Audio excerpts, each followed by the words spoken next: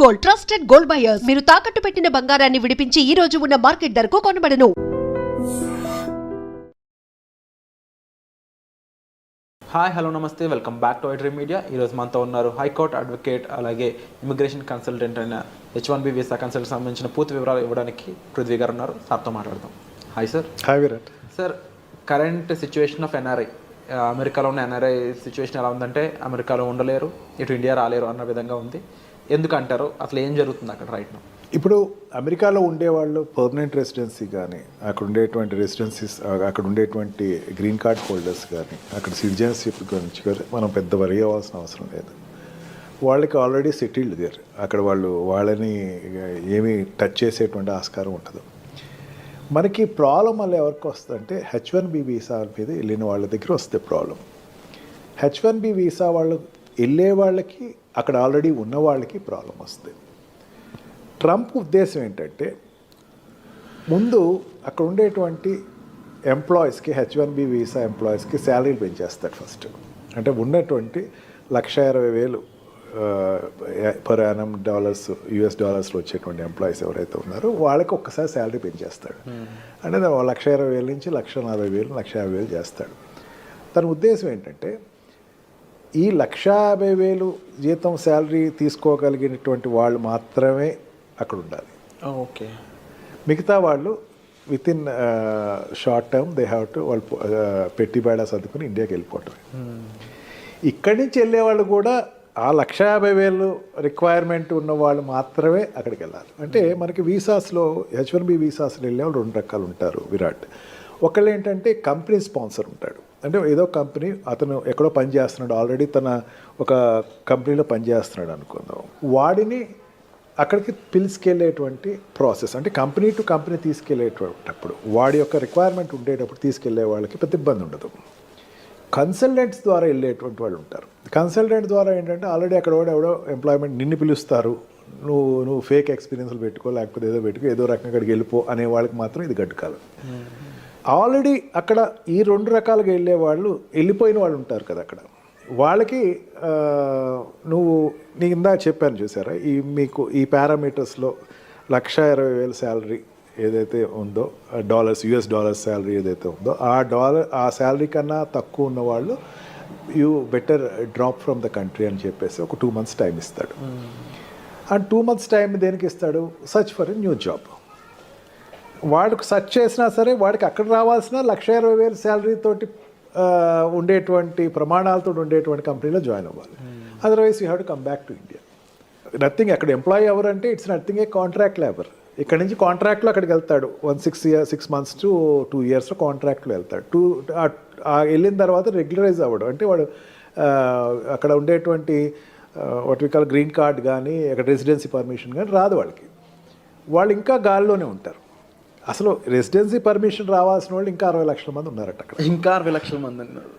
Okay. వీళ్ళందరికీ ఎప్పుడు రాను, వాళ్ళు 3 phases వైజ్గా వస్తుంది. వాళ్ళకి ఫేస్ వైజ్గా రావాల్సి ఎప్పుడు వచ్చిన వీళ్ళకి, I'm not talking about Indians, world వైజ్గా ఉండేటువంటి అక్కడ US ఉన్న వాళ్ళు 60 లక్షల మంది. వీళ్ళందరికీ రావాలి. అక్కడ ఉండే గ్రీన్ కార్డ్ రావాలి. గ్రీన్ కార్డ్ తర్వాత సిటిజన్షిప్ అప్లై చేసుకుంటారు. గ్రీన్ కార్డ్ రాకుండా ఉండి H1B వీసా మీద ఉన్నవాళ్ళు అక్కడ ఉన్నవాళ్ళు, వాళ్ళలో చాలామంది లెస్ దాన్ $1,60,000 మాత్రమే ఉన్నవాళ్ళు ఉన్నారు. $1,60,000 పైన ఉండేటువంటి వాళ్ళు జనరల్గా సాఫ్ట్వేర్ కంపెనీలో ఉండేవాళ్ళు. మనకి ఏంటంటే సాఫ్ట్వేర్ కంపెనీ ఒకటే అనుకుంటే కనపడతాయి, ఇంకా చాలా సెక్టర్స్ ఉంటాయి. ఆ సెక్టర్స్లో ఉండేవి అక్కడ ఆల్రెడీ USలో లాంచ్ అయిన వాళ్ళు ఉన్నారు. వాళ్ళందరూ కూడా $1,60,000 పైన శాలరీ ఉన్న వాళ్ళు మాత్రమే ఇక్కడ ఉంటారు. వాళ్ళకి $1,40,000 చేసేస్తాడు, గ్రాండ్గా చేస్తాడు. ఫస్ట్ $1,40,000 చేసి ఈ $1,40,000కి వాడికి ఇన్పుట్ ఉన్న వాళ్ళు మాత్రమే తీసుకోండి, ఇలాగే తీసుకోవద్దు. ఓకే. మెయిన్ కారణం ఏంటి? నా దేశీయస్తులు అక్కడ ప్లేస్ అవ్వాలి. అంటే అక్కడ జనరల్గా అక్కడికి వెళ్ళే వాళ్ళు అక్కడ ఉండే వాళ్ళతో కాంపిటేటర్స్ అవుతారు. $1,20,000 శాలరీ అండి, $1,20,000 శాలరీ కన్నా తక్కువ ఉండేవాడు అక్కడ ఆల్రెడీ దొరికేస్తున్నాడు. వాడితో వీడి కాంపిటేటర్. నిన్ను తీసుకోవాలంటే నీకు ఎక్స్ట్రా టాలెంట్ ఉండాలి. నీ పర్సనాలిటీ నువ్వు ఎంబోర్డ్ చేసుకోవాలంటే నీకు you must be an extraordinary person for US. నిన్ను తీసుకెళ్ళాలి అనుకుంటే ఆ రకంగా నువ్వు వెళ్ళిన వాళ్ళు చూడాలి అని చెప్పేసి ట్రంప్కు ఒక నిర్దిష్టమైనటువంటి ఆలోచన అయితే తీసుకొచ్చే అవకాశం ఎక్కువే కనపడుతుంది. ఈ రకంగా చూసుకుంటే వెళ్ళే వాళ్ళకి ఆల్రెడీ ఎగ్జిస్టింగ్ ఉన్న వాళ్ళకి కూడా కొంచెం ఇబ్బందులు అయితే ఖచ్చితంగా ఉంటుంది. బట్ ఒకటి నా స్ట్రాంగ్ ఫీలింగ్ ఏంటంటే మన ప్రైమ్ మినిస్టర్ తోటి ఆయన మంచి రిలేషన్షిప్ ఉంది. Of course. అని చైనాకున్న వ్యతిరేకత ఇక్కడ టార్గెట్ అంతా కూడా చైనా వాళ్ళ మీద ఎక్కువ టార్గెట్ ఉంది, కానీ ఇండియన్స్ మీద అంత ఎక్కువ టార్గెట్ అతనికి లేదు. ఓకే. ఖచ్చితంగా లీజర్ పీరియడ్స్ ఏదైనా ఉండే పెంచవచ్చు. అండ్ ఈ what we call for example ఇప్పుడు ఎకానమికల్గా చూసుకుందాం. ఎకానమికల్గా చూసుకుంటే అక్కడ ఇంపోర్ట్స్ ఏదైతే ఉన్నాయో చైనా నుంచి వచ్చేటువంటి ఇంపోర్ట్స్ని 60% ట్యాక్స్ పెంచే అవకాశం ఉందన్నాడు. అంటే చైనా నుంచి ఇంపోర్ట్ అయ్యేటువంటి వస్తువులన్నిటినీ కూడా ట్యాక్స్ పెంచే అవకాశం ఉంది. ఇప్పుడు అమెరికాలో ఎక్కువ చైనా గూడ్స్ దొరుకుతాయి మనకి. ఆ గూడ్స్ అన్నిటినీ 60% ట్యాక్స్ పెంచేస్తున్నాడు. ఎందుకంటే డిస్కరేజ్ చేయటం కోసం అని చెప్పేసి తనకి మెయిన్ ఉద్దేశం అది. ఈ రకంగా ప్రతి సెక్టర్స్లోనూ అతనికి ఈ చైనాని ఎంత డిస్కరేజ్ చేయాలి అని ఉంది. He got good friendship with Indian prime minister.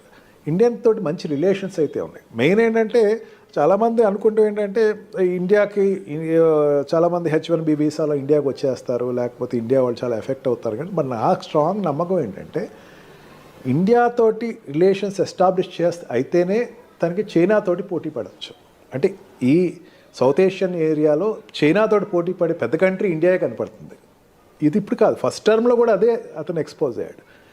ఈ రకంగా చూసుకున్నా సరే ట్రంప్ ఉండేటువంటి తన పాలసీస్ అన్నిటినీ కూడా ఇండియా వైజ్కి వచ్చేసరికి కొంచెం లీజర్గా కొంచెం లీనియంట్గానే చూడొచ్చు. అందుకని అంత డ్రాస్టిక్గా మనకేం నష్టం రాకపోవచ్చు. బట్ వన్ థింగ్, కన్సల్టెంట్స్ నుంచి వెళ్ళే వాళ్ళు కాస్త జాగ్రత్తగా ఎక్కువ చూసుకుని ఫేక్లు తక్కువ పెట్టుకుని, ఫేక్లు కాకుండా ఒరిజినల్గా మీరు ఉండేటువంటి మీ ప్రజెంటేషన్ ఉంటే కనుక they will get benefited of it. Already అక్కడ ఎగ్జిస్టింగ్ ఉన్నవాళ్ళు కూడా ఇమీడియట్గా మళ్ళీ ఇంకో కంపెనీలో జాయిన్ అయ్యి ఇమీడియట్గా దాన్ని అతను what we call lean period ఏదైతే ఉందో ఆ పీరియడ్ నుంచి బయటకు వచ్చేసి వెంటనే ఇంకో దానికి ఎంప్లాయ్మెంట్ అప్లై చేసుకుని షిఫ్ట్ అయితే బెటర్. అదర్వైజ్ ఒక రోజు ఏదో ఒక రోజు ఒక పరిస్థితి వస్తుంది, where you have to come out of the country. But one thing, consultants నుంచి వెళ్ళే వాళ్ళు కాస్త జాగ్రత్తగా ఎక్కువ చూసుకుని ఫేక్లు తక్కువ పెట్టుకుని, ఫేక్లు కాకుండా ఒరిజినల్గా మీరు ఉండేటువంటి మీ ప్రజెంటేషన్ ఉంటే కనుక they will get benefited of it. Already అక్కడ ఎగ్జిస్టింగ్ ఉన్నవాళ్ళు కూడా ఇమీడియట్గా మళ్ళీ ఇంకో కంపెనీలో జాయిన్ అయ్యి ఇమీడియట్గా దాన్ని అతను what we call lean period ఏదైతే ఉందో ఆ పీరియడ్ నుంచి బయటకు వచ్చేసి వెంటనే ఇంకో దానికి ఎంప్లాయ్మెంట్ అప్లై చేసుకుని షిఫ్ట్ అయితే బెటర్. అదర్వైజ్ ఒక రోజు ఏదో ఒక రోజు ఒక పరిస్థితి వస్తుంది, where you have to come out of the country. Sir తప్పకుండా ఈ పరిస్థితులు అనేవి ఏ విధంగా వెళ్ళబోతున్నాయని చూడాలి. దీనికి సంబంధించి మీకు ఎటువంటి హెల్ప్ కావాలన్నా సరే డిస్ప్లే అవుతున్న నెంబర్స్ కాల్ చేసి సార్ని మీరు కన్సల్ట్ చేయొచ్చు. Thank you so much.